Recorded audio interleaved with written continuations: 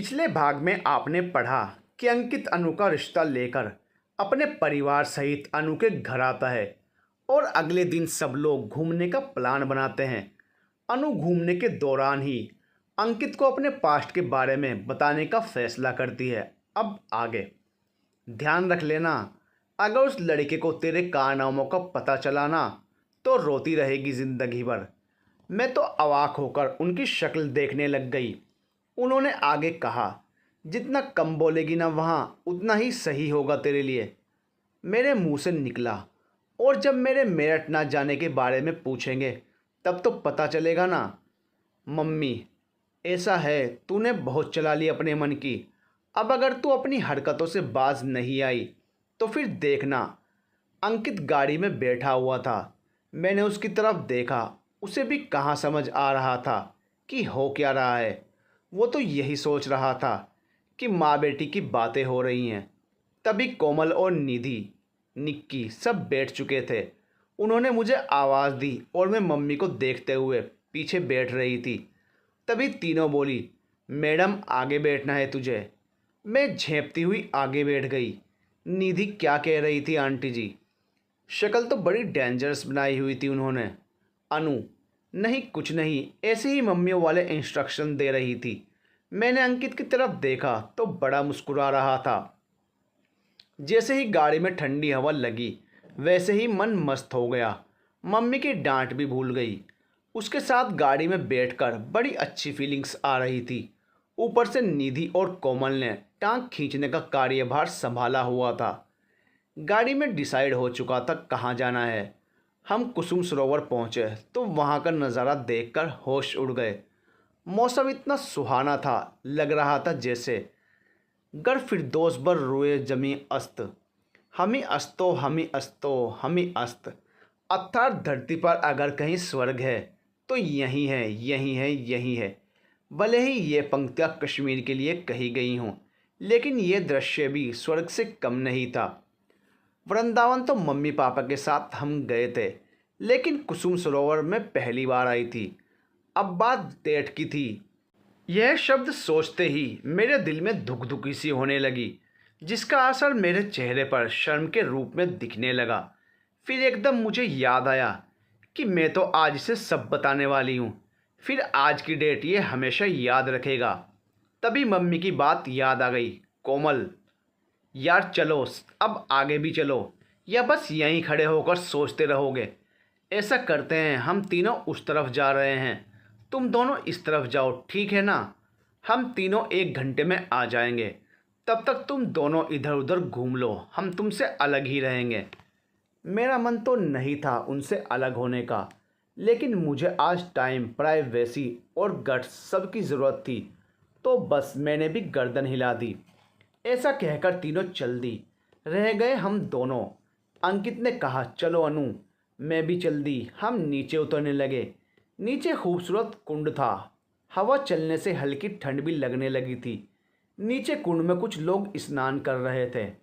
अंकित ने वहीं ऊपर बैठने को कहा। हम दोनों थोड़ा दूर दूर बैठ गए। अंकित, जगह काफ़ी खूबसूरत है ना ये?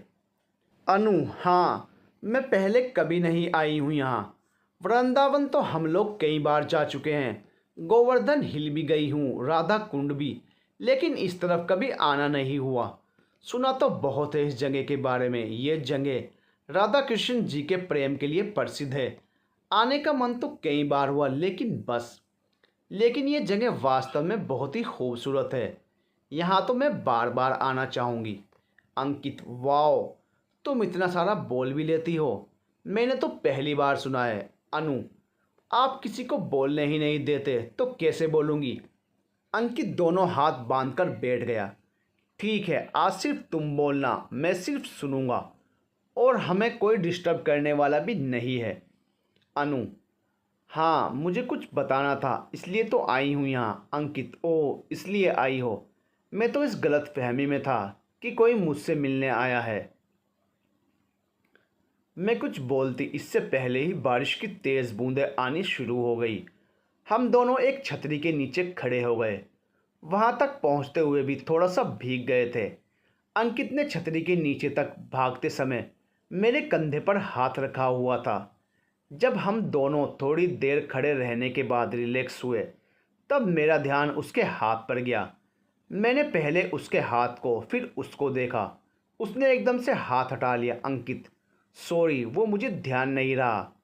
अनु, कोई बात नहीं। अंकित, अच्छा तो फिर रख सकता हूँ। अच्छा बाबा, घूर कर मत देखो, मजाक कर रहा था। वैसे एक बात तो बताओ, तुम्हारी मम्मी को मैं कैसा लगा?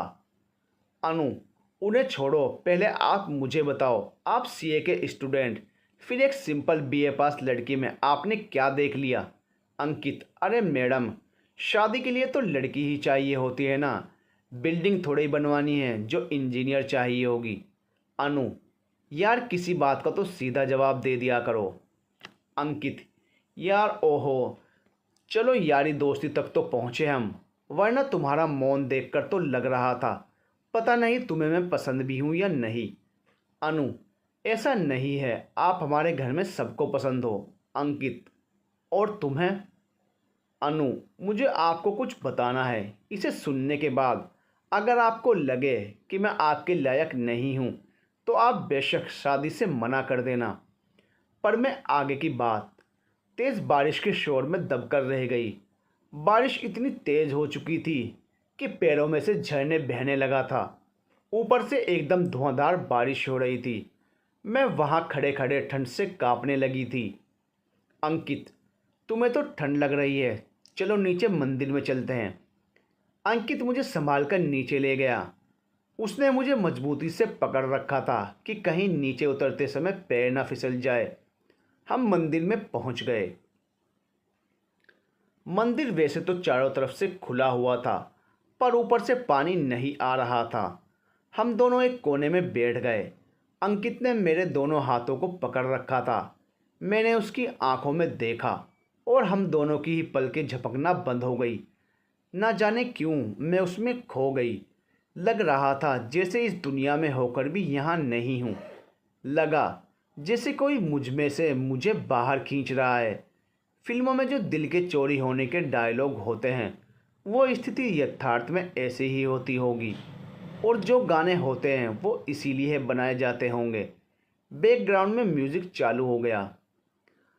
प्यार हुआ, इकरार हुआ, प्यार से फिर क्यों डरता है दिल, कहता है दिल रास्ता मुश्किल, मालूम नहीं है कहाँ मंजिल। ये मुझे अब समझ में आया। तो क्या सच में मुझे प्यार हो रहा था? पर यह फीलिंग राजा के साथ तो कभी नहीं आई। उफ, ये राजा फिर से क्यों आ गया मेरे ख्यालों में? मुझे नहीं याद करना है उसे। बस मैं और अंकित, हम दोनों ही हों और कोई ना हो पास। बारिश की ठंड, आंखों में प्यार, हाथों में उसके हाथों की गर्माहट। लग रहा था काश वक्त यहीं ठहर जाए।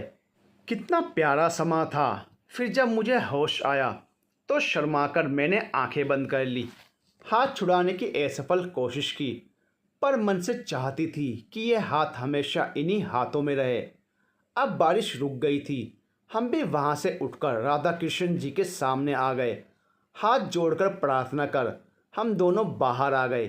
कुछ ही देर में कोमल, निधि और निक्की ऊपर से आती हुई दिखाई दी। वो बाहर से गर्मा गर्म कचौड़ियाँ पैक करवा कर लाई थी। हमने वहीं सीढ़ियों पर बैठकर कचौड़ियाँ खाई। बातें भी साथ में चल रही थी। अचानक अंकित ने मुझसे पूछा, तुम कुछ कहने वाली थी ना मुझसे? कहो ना। अनु, अबे यार, भूल ही गई। ना नहीं, मैं तो नहीं, कुछ नहीं। कोमल, अच्छा हमारे सामने नहीं कहना चाह रही होगी। निधि, अरे पर 1 घंटे में तुमने बात भी पूरी नहीं की क्या? अंकित, रह जाती है कुछ बात अधूरी, हर बार शायद इसी को कहते हैं प्यार। कोमल, ओहो, प्यार का चक्कर है बेटा। वो तो हमने मामी, मासी और मम्मी को इन्वॉल्व करके शादी तक बात पहुंचा दी, नहीं तो प्यार की शायरियाँ पढ़ते रहते ताउम्र। निधि, हाँ, और शायद लैला मजनू भी बन सकते थे। और सब हंसने लगे। निक्की, अब चले घर, क्योंकि मम्मी जल्दी आने को कह रही थी। वैसे ये दोनों भी पूरे भीग चुके हैं। कोमल, हाँ तो बस अब जल्दी चलो। वैसे भी आंटी जी के सख्त इंस्ट्रक्शन थे, हम सब घर पहुंच गए। हम दोनों बिल्कुल भीगे हुए थे, वे तीनों सूखी हुई थी। हम एक साथ ड्राइंग रूम में घुसे तो मेरी तो जान ही निकल गई। सामने मम्मी और पापा, अंकित के मम्मी पापा सब बैठे थे। ड्राइंग रूम में उन सबको बैठे देखकर मन घबरा गया। फिर तभी अपने गीले कपड़े पर ध्यान गया तो मानो जान ही निकल गई। मम्मी, कहाँ से आ रहे हो तुम लोग? किस जगह गए थे? निधि, आंटी जी हम कुसुम सरोवर गए थे। निधि ने मेरी तरफ देखा। तू चेंज कर ले, कपड़े गीले हैं, तू जा। मम्मी, तू क्यों नहीं भीगी? ये इतना कैसे भीग गई? फिर मम्मी की नज़र अंकित पर पड़ी। वो कुछ बोलती उससे पहले ही वहाँ बैठे पंडित जी बोल पड़े। पंडित जी, देखिए, रोके के लिए तो परसों एक अच्छा मुहूर्त निकल रहा है, बाकी शादी के अभी हम निकाल रहे हैं। अंकित के पापा, पंडित जी, अभी बच्चे के लास्ट सेमेस्टर के एग्ज़ाम हैं, अगले महीने के लास्ट में, उसके बाद का ही देखिएगा। क्यों जी? मेरे पापा, हाँ जी बिल्कुल, ये भी फ्री हो जाएंगे एग्ज़ाम से, हमें भी तैयारियों में थोड़ा टाइम मिल जाएगा।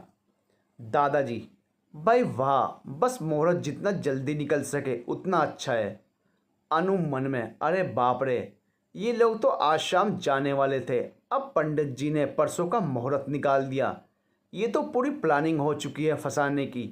मैंने अंकित की तरफ देखा तो उसके चेहरे पर अजीब सा भाव नज़र आया। हम लोग अंदर आ गए। मैं कोमल के साथ कपड़े चेंज करने ऊपर चली गई। जब चेंज करके नीचे आई तब तक सब खाना खाने बैठे हुए थे। अंकित को पापा ने अपने साथ बैठाया हुआ था और उससे बातें कर रहे थे, शायद अपने होने वाले जमाई राजा को परखने में लगे थे। मैं परोसगारी कर रही थी, या यूं कहें कि अंकित के समीप बने रहना चाहती थी। बीच बीच में अंकित पापा की नज़र बचाकर मेरी ओर देख लेता तो मैं जैसे निहाल ही हो जाती। हमारी ये आँख मिचोली मेरी मम्मी की नज़रों से छिप नहीं सकी। मम्मी, अनु तू अंदर जा बेटा, प्यार से बोलकर आंखों से मुझे घूरकर अंदर आने का इशारा किया उन्होंने। अब मेरी इतनी ज़रूरत कहाँ जो उनकी निगाहों के तेज को सहन कर सकूं। इसलिए मैं सीधी सादी बच्ची बेचारी अंदर कमरे में चली आई। मम्मी, शर्म नहीं आ रही क्या बिल्कुल भी? वहाँ सास ससुर के सामने ये पजामा और छितरी सी टी शर्ट पहनकर घूम रही है। अनु, अभी बने नहीं हैं सास ससुर। मम्मी, चल अब ज़्यादा ज़बान मत लड़ा, खाना वगैरह खा ले, फिर बाजार चलना है। अनु, क्यों? मम्मी, अबे पंडित जी ने बताया तो, परसों रोका है तुम्हारा। मैं, रोका मतलब? मम्मी, कच्चा दस्तूर, उसी में पहनने के लिए साड़ी लाएंगे और भी लेन देन के सामान लाने हैं। सब चल रहे हैं हम, इसलिए कुछ ढंग का हो तो पहन ले। अनु, पर साड़ी किसे पहननी है? मम्मी, तुझे पहननी है और किसे पहननी है? ये लबूदरे। मम्मी, मेरे पजामे टी शर्ट के लिए यही शब्द काम में लेती थी। पहनकर खड़ी हो गई क्या वहाँ? तभी बुआ अंदर आ गई। बुआ, भाभी आ जाओ, खाना खा लेते हैं। अनु तू भी आ जा, सब बैठ रहे हैं, कोमल बुला रही है तुझे बाहर। अनु, बुआ देखो ना, मम्मी साड़ी पहनने को कह रही हैं। मैं नहीं ला रही कोई साड़ी वाड़ी। बुआ, हाँ तो साड़ी लाने की क्या ज़रूरत है, अभी शादी में मैंने खरीदी है ना, बस उनमें से ही पहन ले। मम्मी, हाँ ये भी ठीक है, नई साड़ी के साथ ब्लाउज फॉल पीको इतनी जल्दी हो भी नहीं पाएगा। बुआ, हाँ वही तो, आओ पहले खाना खा लेते हैं, फिर देख लेना आप कौन सी साड़ी सही रहेगी। मेरी बात तो हवा में उड़ा दी दोनों ने। अरे यार, छोटे से फंक्शन में साड़ी कौन पहनता है, मुझे नहीं पहननी है भाई। पर दोनों बाहर चली गई, मुझे भी जाना ही पड़ा। हम खाना खाने बैठे। जहाँ मैं बैठी थी उसके ठीक सामने कमरे में ड्रेसिंग टेबल रखी थी। खाना खाते खाते एकदम मेरा ध्यान उसके आईने पर गया तो मेरा मुंह का कोर गले में अटक गया। अंकित ऐसे एंगल पर बैठा था कि बेड पर बैठे हुए उस आईने में मैं उसे साफ दिखाई दे रही थी और वो भी मुझे दिख रहा था। जैसे ही मेरी नज़र उससे मिली वो हंसने लगा। हे भगवान, ये लड़का कहाँ कहाँ से लाता है ऐसे आइडिया। खाना खाने के बाद वो मुझसे अकेले मिलने के बहाने ढूंढ रहा था। मैं पानी पी रही थी तो धीरे से मेरे कान के पास आकर बोलता हुआ निकल गया, मैं छत पर जा रहा हूँ, 2 मिनट के लिए आ जाओ ना। उफ। उसके धीमे शब्दों को सुनकर ही जाने कैसी गुदगुदी सी होने लगी। मैं भी ऊपर जाने का मौका तलाशने लगी। कुछ देर बाद मैं ऊपर थी। वो डोली पर हाथ रखकर खड़ा था। मैं भी उससे थोड़ी दूर जाकर उसी की पोजीशन में खड़ी हो गई। उसने मुझे देखा और बड़ा खुश हो गया। अनु, इतनी हंसी क्यों आ रही है?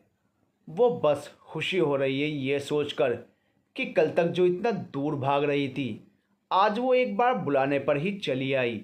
सच में प्यार बहुत ही शानदार चीज़ होती है यार। सबको एक बार करके देखना ही चाहिए। अनु, ओए हेलो, किसी और होश में ना रहिएगा। मैं सिर्फ इसलिए आई कि पता नहीं शायद कुछ काम हो। वैसे बुलाया क्यों है? वो यूं ही बस तुम्हें देखने का मन किया। अनु, अच्छा देखने का। अभी 1 घंटा साथ में भीग कर आ रहे हैं हम। अंकित, साथ में भीग कर? वाह यार, सुनने में कितना अच्छा सा लग रहा है। अनु, जी आपकी चिकचेट हो गई हो तो मैं जाऊं अब? अंकित, अरे रुको ना यार, मुझे ठीक से देख तो लेने दो, फिर पता नहीं हम कब मिलेंगे। अनु, हाँ हाँ अच्छे से देखो, परसों भी देखना, जब साड़ी पहनकर आपके साथ खड़ा कर देंगे नमूना बनाकर। अंकित, तो तुम्हें प्रॉब्लम साड़ी से है या मेरे साथ खड़े होने से? अनु थोड़ा सोचते हुए, पता नहीं यार, पर आपको नहीं लग रहा ये सब बहुत जल्दी हो रहा है? अभी तो मैंने इस बारे में सोचा भी नहीं था, और शादी वो भी इतनी जल्दी। अंकित, सच कहूँ तो जब मैंने नीचे पापा और पंडित जी की बात सुनी तो मुझे भी डर सा लगा कि इतनी जल्दी शादी। अभी तो एग्ज़ाम है, फिर प्लेसमेंट की चिंता, तो शादी का डिसीजन जल्दी नहीं हो रहा। पर जब तुम्हें देख रहा था ना, तो समझ आ गया कि बॉस, अगर तुम्हें अभी छोड़ दिया तो कोई और ना नंबर लगा ले, कभी मैं हाथ मलते ही रह जाऊं। इसलिए रिस्क लेना ठीक नहीं। अनु, आपको हर बात पर मजाक सूझता है ना। चलो अब मैं नीचे जा रही हूँ, और सुनो, आप थोड़ी देर बाद आना, वरना सबको लगेगा कि हम दोनों छत पर एक साथ थे। अंकित, सबका नहीं पता, पर तुम्हारी मम्मी को तो लग ही जाएगा, उनकी पूरी नज़र है हम दोनों पर।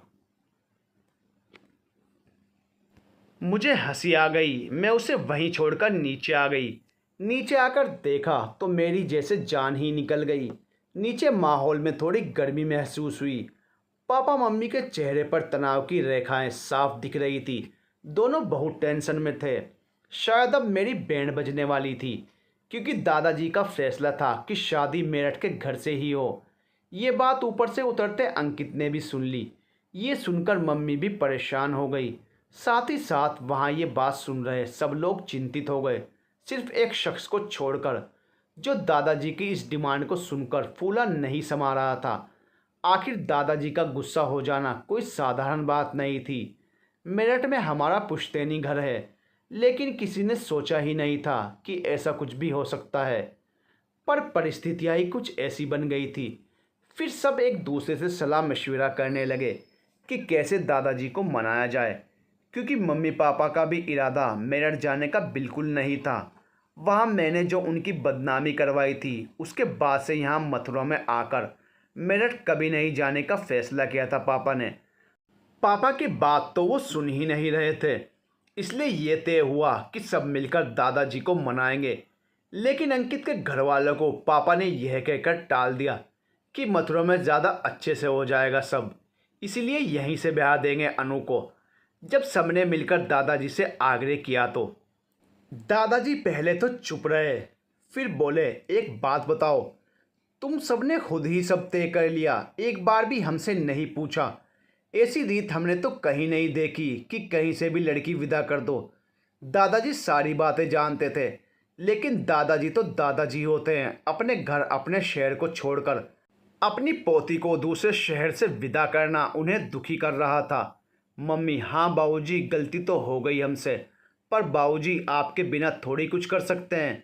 2 दिन बाद का मुहूर्त है, आप चाहें तो मना कर सकते हैं। सबने मिलकर दादाजी को मनाया तो दादाजी नरम पड़ गए। अच्छा अच्छा ठीक है, कर देंगे यहीं से अनु को विदा, लेकिन निक्की को मेरठ से ही विदा करेंगे। वाह वाह, मतलब इतनी खुशी बर्दाश्त ही नहीं हो रही थी। भगवान जी, आप भी जाने किस किस रूप में आकर मदद करते हो। हाँ, क्योंकि नहीं जाना था मुझे मेरठ, नहीं जाना चाहती थी मैं उन गलियों में फिर से। दादाजी अब बहुत खुश हुए, पर उनका मानना था कि जब बेटी दे रहे हो तो कम से कम घर बार तो देखना चाहिए ना। पापा को भी उनकी बात सही लगी, इसलिए डिसाइड हुआ कि रोका होने के बाद अंकित और मम्मी पापा शाम को चले जाएंगे और अगले दिन दादाजी दादी जी और बुआ आगरा जाएंगे। उनकी बाकी फैमिली से भी मिल लेंगे। रोका हुआ ये सब लोग भी अंकित का घर देख आए, इन्हें भी सब कुछ पसंद आया। मेरी खरीदारी भी कोमल, निधि और निक्की के साथ जोरों शोरों से चल रही थी। अंकित का रोज़ रात को फ़ोन आ जाता था। फ़ोन पर वही वाली 2-3 घंटों बातें होती थी जिसका कोई सिर पैर नहीं होता था, पर वो दिमाग को 7वें आसमान पर पहुंचा देती थी। उस टाइम तो बस यही फीलिंग आती थी कि कोई मूवी चल रही है जिसके हीरो हीरोइन हम दोनों हैं और बाकी सब साइड आर्टिस्ट। फ़ोन रखने के बाद याद आता कि यार, मैं कब बताऊंगी इसे वो वाली बात, ये तो धोखा हो रहा है ना। फिर मैंने डिसाइड किया कि एक लेटर लिखकर पोस्ट कर देती हूँ और मैंने हिम्मत जुटाकर लेटर लिखना शुरू किया। प्रिय अंकित, एक बात मैं तुमसे हर बार बार बोलने की कोशिश करती हूँ, लेकिन किसी कारणवश बोल नहीं पाती हूँ। मैं जानती हूँ मैंने बताने में बहुत देर कर दी, लेकिन मैं हर बात बताने की कोशिश करती थी, लेकिन हर बार नाकाम रहती थी। या यूँ कहूँ कि तुम्हारी आंखों में खुद के लिए प्यार देखकर मैं स्वार्थी हो जाती थी। लेकिन हम कुछ दिनों में पवित्र बंधन में बन जाएंगे। मैं तुम्हें अंधेरे में नहीं रखना चाहती। मेरा लेटर पढ़कर तुम्हारा जो भी फैसला होगा सिर आंखों पर। इसीलिए आज बहुत साहस जुटाकर अपने दिल की बातें तुम्हें बोलने के लिए इस कागज़ कलम का सहारा ले रही हूँ। मेरी सबसे अच्छी सहेली कंचन, जो मेरी स्कूल फ्रेंड थी, एक दिन मेरे घर आई और बोली नानी की तबीयत ठीक नहीं है, मम्मी पापा वहाँ गए हैं, तू मेरे साथ घर पर चल। मैंने उसे मना किया कि मम्मी नहीं जाने देंगी, लेकिन उसने मम्मी को कहा। पहले तो मम्मी ने ना नुकुर की, फिर उसने मम्मी को मना लिया। मम्मी ने कहा अपनी किताबें ले जाओ, वहीं पढ़ लेना। मैंने अपनी बुक ली और हम दोनों निकल गए। बस स्टैंड तक पहुँचे तो वो एक बस में बैठने लगी। मैंने कहा 2 मिनट का तो रास्ता है, बस से क्यों चलना है, पैदल चलना। उसने मुझे बस में खींचा। बस चल दी। फिर उसने कहा अरे यार, वो अंकुर है ना, उसने मुझे गांधी पार्क में मिलने बुलाया है। अकेले जाना ठीक नहीं लग रहा था, इसलिए तू भी चलेगी। मेरे होश उड़ गए। दिमाग ख़राब है क्या तेरा? मम्मी से झूठ बोल कर लाई है। पार्क नहीं, मुझे यहीं उतरना है। कंडक्टर अंकल, बस रुकवाना। कंचन, अरे सुन तो सही, बस 5-10 मिनट रुक कर आ जाएंगे। तू उसे देख भी लेना, मैं थोड़ी बातें कर लूँगी, बस फिर आ जाएंगे। अनु, मेरी मम्मी जान ले लेंगी मेरी। कंचन, अरे उन्हें कौन बताएगा, आधे घंटे में हम घर भी लौट आएंगे।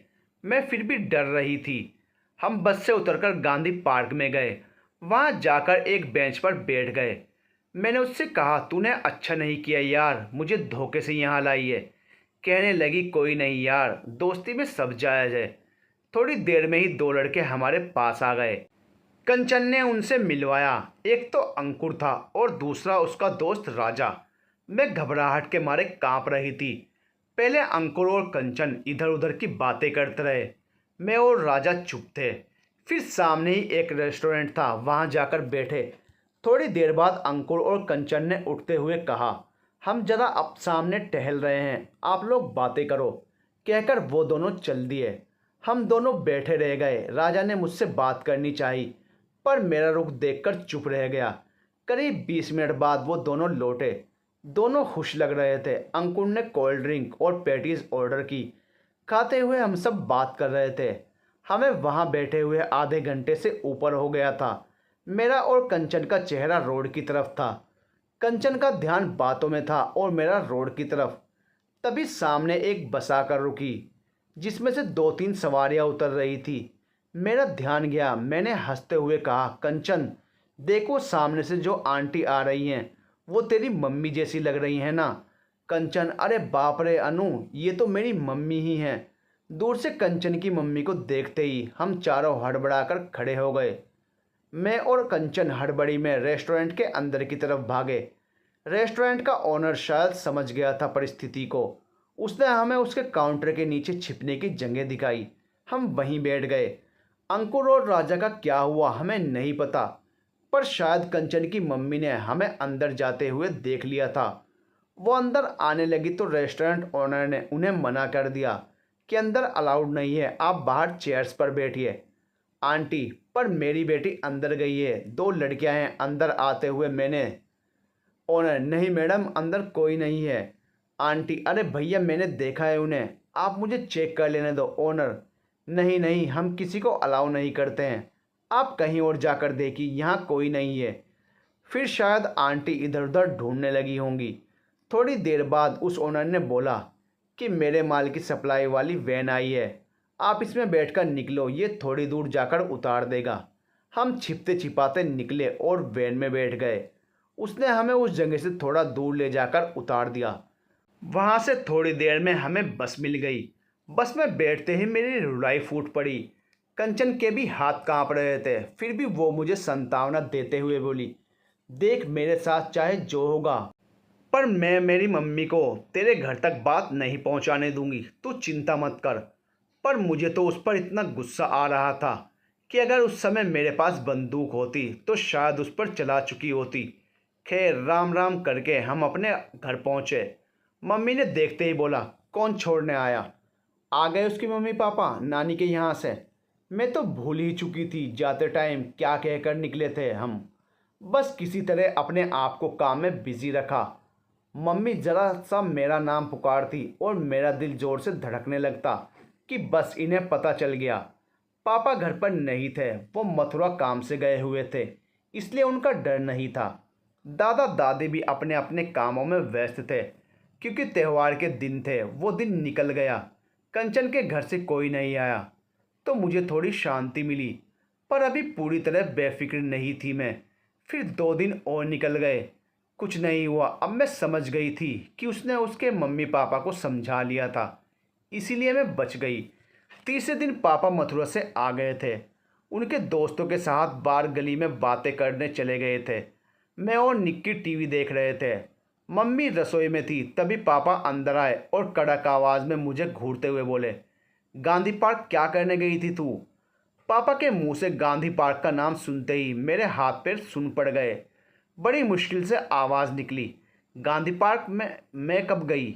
मैं तो सुबह से घर पर ही हूँ पापा, 3 दिन पहले की पूछ रहा हूँ। अब मम्मी और दादा दादी भी आवाज़ सुनकर आ गए थे। मम्मी, क्या हुआ जी? पापा, 3 दिन पहले ये गांधी पार्क गई थी। मम्मी, 3 दिन पहले? अनु, मैं तो कहीं नहीं गई ना मम्मी। निक्की, दीदी गई तो थी कंचन दीदी के साथ। अनु, वो तो उसके घर गई थी मैं। पापा ने एक झापड़ गाल पर मारा, दिन में तारे नजर आ गए। पापा, अब याद आया?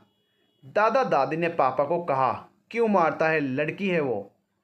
अनु रोते हुए, मैं कंचन के घर ही गई थी। मैं रोती रही, पापा पूछते रहे, पर मैंने अपनी रट नहीं छोड़ी कि मैं उसके घर गई थी। फाइनली पापा मम्मी ने मेरी रखवाली निक्की को सौंपकर कंचन के घर गए।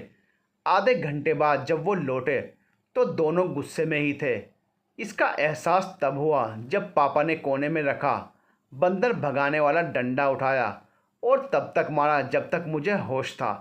दादा दादी ने पापा को रोकने की बहुत कोशिश की, लेकिन पापा मानने वालों में से नहीं थे। फिर शायद मैं बेहोश हो गई थी। 2-3 दिन तक ना मैंने घर में किसी से बात की और ना ही घर से निकली। जब 4 दिन बाद स्कूल खुले तो मेरा जाने का मन बिल्कुल नहीं था, फिर भी गई। कंचन से बात न करने की मैं कसम पहले ही खा चुकी थी। आखिर मेरी कोई गलती नहीं थी, सब उसका ही किया धरा था। फिर भी मम्मी पापा का विश्वास मुझ पर से उठ गया था, इसलिए कंचन को माफ़ करने का मेरा बिल्कुल मूड नहीं था। स्कूल में मैंने उसकी तरफ देखा भी नहीं। दूसरी बेंच पर बैठी। उसने बात करने और पास आने की बहुत कोशिश की, पर मैं नहीं पिघली। 2 दिन बाद प्रेयर की लाइन में वो मेरे पास खड़ी थी। उसे मौका मिल गया। वो धीरे से बोली, देख बात नहीं करनी, कोई बात नहीं, बस इतना बता दे कि तेरे पापा मम्मी को किसने बताया। अरे हाँ यार, ये तो मैंने सोचा ही नहीं, क्योंकि वो तो इसके घर बाद में गए थे, फिर पापा को किसने बताया। अभी ये सवाल का जवाब मिला भी नहीं था कि 3-4 दिन बाद कंचन फिर मेरी सीट पर बैठने की कोशिश करने लगी। मैंने मेरा बैग उठाकर जाना चाहा तो बोली, अच्छा बाबा, मैं जा रही हूँ वापस, बात मत कर, पर यह मैंने कुछ लिखा है, इसे पढ़ लेना। उसने एक कागज़ की चिट पर लिखा था, सुन, उस दिन के लिए सॉरी। मैं ये कह रही थी, उस दिन वो राजा था ना, अंकुर का दोस्त, वो तुझसे एक बार बात करना चाहता है। बता मैं क्या जवाब दूँ। मैंने कंचन की तरफ गुस्से में घूरकर देखा और उस कागज़ के बारीक बारीक टुकड़े करके उसे दिखाते हुए बाहर फेंक कर आई। लंच में वो फिर से मेरे पास आ गई। कंचन, यार वो ना अंकुर के पीछे पड़ा है कि एक बार मिलवा दे अनु से। अनु, इतना बड़ा कांड होने के बाद भी शर्म नहीं आ रही है तुझे? मालूम है पापा ने मारा है मुझे, मम्मी पापा के सामने आने से शर्म आ रही है मुझे। अब तो अपनी हरकतों से बाज आ जा और मुझसे बात करने की, बल्कि मेरे पास आने की कोशिश भी मत करना। अब अगर तूने ऐसा कुछ किया ना तो मैं सीधे मैम को जाकर बताऊंगी। मैंने मेरे मन की पूरी भड़ास निकाल ली थी और अब मैं एक्चुअली काफ़ी सही महसूस कर रही थी। वो अपना सा मुंह लेकर वहाँ से चली गई। शाम को छुट्टी हुई, हम स्कूल के बाहर निकले। बस का वेट कर रहे थे कि साइड में मेरी नज़र गई तो वहाँ राजा खड़ा था। मैं डर गई। मैंने उसकी तरफ देखते ही वो मुस्कुरा दिया। मैंने जल्दी से अपनी नज़रें घुमा ली। सामने बस आ गई थी। सब लड़कियां उसमें चढ़ने की जद्दोजहद में लगी गई। जैसे तैसे जगह बनाकर चढ़ी तो थोड़ा चैन पाया। सीट के लिए चारों तरफ नज़रें घुमाई तो उस राजा को पीछे खड़ा पाया। पहले तो थोड़ा डर लगा, फिर सोचा कर क्या लेगा ये। अगर ज़रा भी बात करने की कोशिश की तो बस में इतनी सारी लड़कियां हैं, अभी शोर मचाकर पिटवा दूंगी। ये ख्याल मन में आते ही थोड़ा शांति मिली, पर फिर भी बार बार मन में धुक धुकी लगी रही। क्यों आया है ये बस में? इस कंचन की बच्ची ने मुझे फंसाया है। हे भगवान, क्या करूं मैं अब? घर जाकर मम्मी को सब बता दूं? नहीं, मम्मी तो मुझे ही डांटेंगी। मम्मी को नहीं बता सकती। फिर जितना मन में ये भाव उठ रहे थे उतना ही चेहरे पर लकीरें पड़ रही थी। मेरा स्टॉप आ गया था। मैं उतरने लगी। वो मेरे पीछे आ रहा था। मैंने बिना पीछे देखे ही ज़ोर से अपना बैग घुमाया तो उसके मुंह पर पड़ गई ज़ोरदार। वो फिर भी मेरे पीछे आने लगा, पर क्या करती कुछ समझ नहीं आ रहा था। तेज़ कदमों से चलकर अपने घर में घुस गई। थोड़ी देर रुककर बहाने से बाहर देखने गई तो वहाँ कोई नहीं था। चैन की सांस ले ही रही थी कि सामने गली की दीवार के पीछे छिपा हुआ वो निकला और मुस्कुराते हुए चला गया। हे भगवान, इतने में पीछे से मम्मी की आवाज़ आई, अंदर क्यों नहीं आ रही है? मैंने डरते हुए कहा, आ रही हूँ मम्मी। अब उसका रोज़ का काम था, ये रोज़ आने लगा और मुझे घर तक छोड़कर चला जाता। ऐसे ही महीनों बीत गए। एक दिन वो आया ही नहीं तो मुझे अच्छा नहीं लगा। मैंने चारों तरफ उसे देखा लेकिन वो कहीं भी नहीं था। मैं घर आ गई, पीछे मुड़कर भी देखा लेकिन वो कहीं नहीं था। अगले दिन हमारे स्कूल के टीचर के पापा गुजर गए तो जल्दी छुट्टी हो गई। लेकिन वो तो छुट्टी के टाइम ही आएगा, उसे कैसे पता चलेगा आज जल्दी छुट्टी हो चुकी है। आज भी मेरी नज़रें उसे तलाश करते हुए घर आ गई।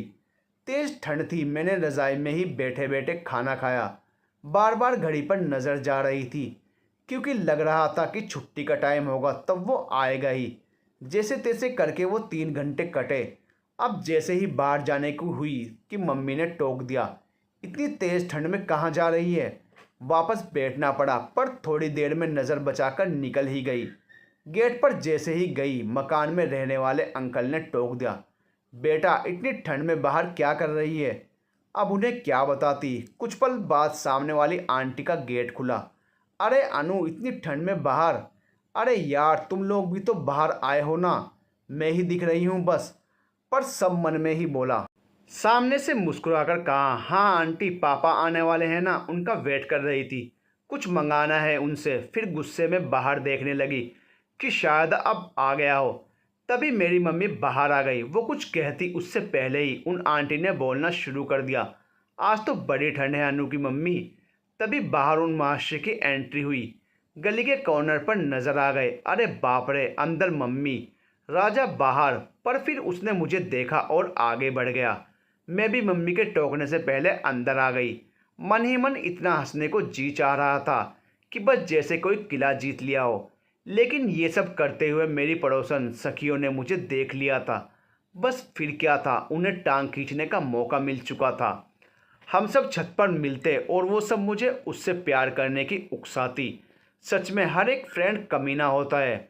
हमें बिगाड़ने के पीछे हमारे दोस्तों का बड़े वाला हाथ होता है। इधर कंचन लगी हुई थी, उधर वो सब। एक दिन शाम को हम मकान वाली सखियां बातें कर रहे थे। हम सब अलग अलग स्कूल में थे, पर लगभग एक ही उम्र की थी, तो हर तरह की बातें करते। वैसे भी उस उम्र में इंसान हवा में उड़ता ही है, जैसे मैं उड़ रही थी और वो सब मुझे उड़ने में मदद कर रही थी। वो लोग लगभग आधे घंटे तक मेरा उत्साह बढ़ाते रहे और मुझे इस बात का यकीन दिलाकर ही माने कि मैं कितनी लकी हूँ जो इतना हैंडसम लड़का मेरे पीछे पड़ा है। और कंचन का तो धन्यवाद देना चाहिए, जो वह हम दोनों को मिलाने का पावन कार्य कर रही है। मैं उसकी बातें पूरे ध्यान से सुन भी रही थी और अमल करने की सोच भी रही थी। सच में कितनी झल्ली थी ना मैं उस समय। अगले 2-3 दिन में ही कंचन के साथ फिर से बैठने लगी थी मैं। पर हाँ, मेरा एटीट्यूड अब भी नहीं छोड़ा था मैंने। उसी के चलते जब तक उसने राजा के बारे में कोई बात नहीं की थी, लेकिन हमें मिलाने की पूरी कोशिश जारी थी। उसकी शाम को छुट्टी के टाइम उसने पैदल चलने का प्रस्ताव रखा। मैंने मान तो लिया, पर लग रहा था कहीं पापा ने रास्ते में देख लिया, इसके साथ तो क्या होगा। पर फिर भी हम साथ साथ गए और भी फ्रेंड्स थी। बहुत दिनों बाद ढेर सारी बातें की, रास्ते में पानी पताशे भी खाए। रोज़ तो बस में राजा पर ही ध्यान रहता था, पर बातों में इतना खो गए थे हम कि उसको बिल्कुल भूल ही गई थी। हम हमारी गली तक पहुंचने ही वाले थे कि तभी आखिर क्या हुआ होगा उस दिन अनु के साथ, जानने के लिए अगला भाग देखना ना भूलें। वीडियो को लाइक ज़रूर करें। कहानी के बारे में आपके क्या विचार हैं कमेंट करके ज़रूर बताएं, ताकि हमारे अंदर लिखने का हौसला बना रहे।